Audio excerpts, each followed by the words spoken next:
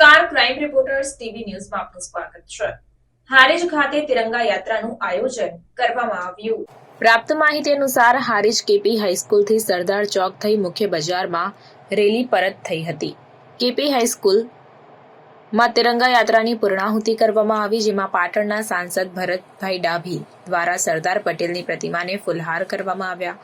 આ કાર્યક્રમમાં પાટણ સાંસદ ભરતભાઈ ડાભી, પાટણ જિલ્લા પ્રમુખ દશરથજી ઠાકોર, પૂર્વ કેબિનેટ મંત્રી દિલીપ ઠાકોર, હારીજ કેપી હાઈસ્કૂલ ગર્લ્સના વિદ્યાર્થીઓ તથા વિદ્યાર્થીનીઓ, હોમગાર્ડ જવાનો, ભારતીય જનતા પાર્ટીના કાર્યકરો, પ્રશાસનના અધિકારીઓ હાજર રહ્યા હતા તથા આંગણવાડી સુપરવાઇઝર બહેનો અને કાર્યકર બહેનો પણ હાજર રહ્યા હતા.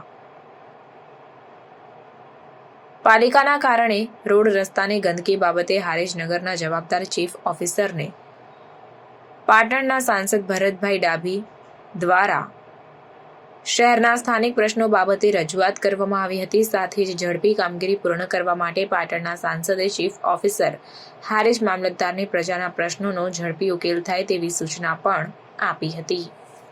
રિપોર્ટર વિરમ ઠાકોર.